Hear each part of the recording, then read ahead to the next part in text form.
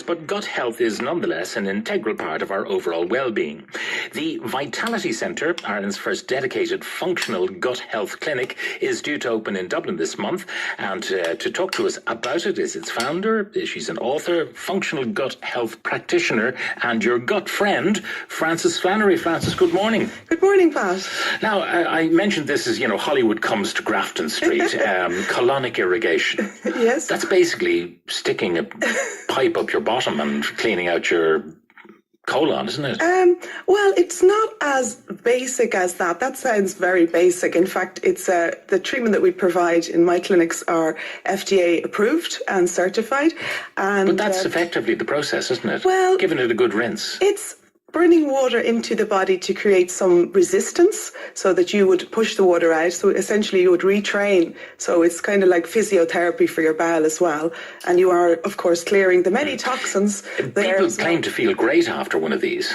Yeah, it's lasted. It's the theory or the concept has been around since, Egyptian times. So it hasn't gone away, even though for many people the idea seems awful. But there's a good reason why it's stuck the course of time. Is there any science behind why it makes people feel good? Because they do testify that they feel well after it. Well, and they're not sick to begin with, by the way. No, it's wellness treatment. Well, there's a couple of things that link. I don't think there's been any studies done on colonics because it's not a medical treatment, it's a wellness treatment. But in terms of the links that have been made, the first link is that we do have 90% of serotonin manufactured in our bowel. So if it impacts or stops, obviously there's a dip in the mood. And the second is that we also store or create a toxin called alpha-synuclein that is directly linked to Parkinson's in the bowel. So clearing away the bowel has, untold benefits. And people will say, but just to have a good diet, plenty of roughage and all that, lots of fruit and all the appropriate foods, not too much refined sugar in your diet, that'll do the job. Well, when you see what comes out and you see that our bowels... I'd rather not. Well, I do every day. But when you see that it's lined, it's like a pipe in your plumbing system. It's often lined with a thing called mucoid plaque. And to get back to a good state, it's better to clean it out and then introduce the food. Unless, of course, you've been a vegan or a vegetarian and very healthy from day one. Yeah. And most people haven't. Most people have that impaction. But people nowadays are much more kind of concerned about their gut. There seems to be a huge amount of irritable bowel syndrome and colitis and all of these things, and you can relate it to diet, you can relate it to lifestyle, to stress, and all of those things. Yeah. And as a result, people are doing things like taking prebiotics and probiotics and going for, bran flakes in the morning and all that sort of thing. I mean, are we too preoccupied? I don't think we can be too preoccupied with bowel or gut health. I really don't. I mean, the cancer figures are crazy for bowel health. They're really high in Ireland, one of the highest in Europe. I think it's the third highest cancer outside of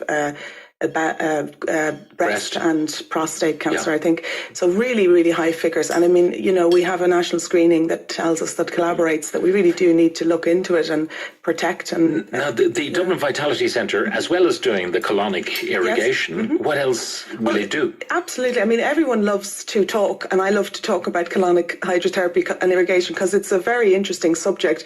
We do a lot. It's a holistic plan. So, I mean, colonic hydrotherapy, we do probiotic enemas with that, liver cleansing, we do food intolerance. Liver cleansing? We do liver cleansing. But is the liver not a cleanser itself? Isn't that its job, is to eliminate bad stuff? It certainly is, but unfortunately, it's like a filter in your car. It relies on it being hydrated and having water to filter through. It's a 3-pound organ, really. So, very often it's dehydrated due to the toxins that we take in, like alcohol and various other things, So if you drank, lots of water, what is it we're supposed to drink? 2 litres a day kind of thing? 2 to 3, 2 to 3. Yeah. Would that do the job?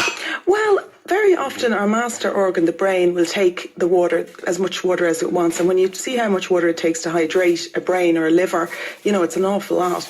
So ideally we should, but sometimes we let that drop by, we strip it away with salt and alcohol and other diuretics.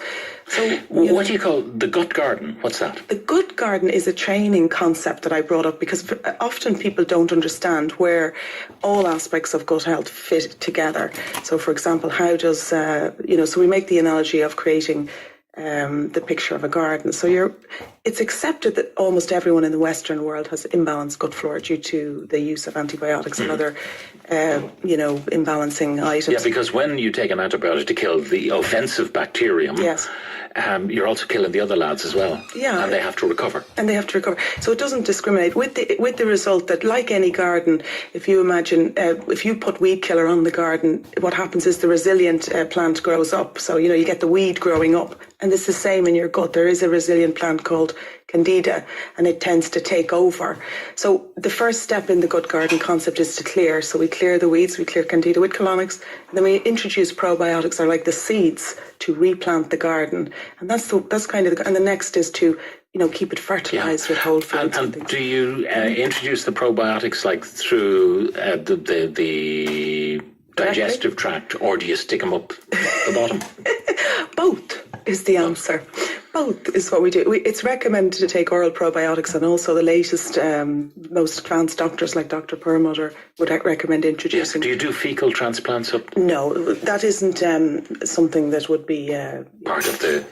I don't think it's at all I think it's in study stage in any case. I mean, it does seem to work where people have the wrong bugs, and they get someone who's got a perfectly good digestive system producing perfect stools. They take a bit of that and they transplant it. They do. And it seems to work. It does. It's apparently very good for MS type, but no, it's not. I think it's in study. When are you opening the Vitality Centre? The Vitality Centre is open already? For the past 10 years. It's down on Marion Road right now. Oh, you're moving to Grafton Street. We're opening another one on Grafton Street as well. So that is happening in the next 4 weeks. Okay, and I know that you can get more information on DublinVitalityCentre.com, but you're also hosting Let's Talk About Happiness, the ultimate guide to functional gut health, Central Hotel on Dublin's Exchequer Street on February the 21st at 6:30. Yes. And tickets are available at eventbrite.ie. Yes, and I'd love to see everybody signing up and coming along and asking me all they ever want to know about gut health and the bowel and the colon. I'm very happy to talk about it. It should be a charming evening.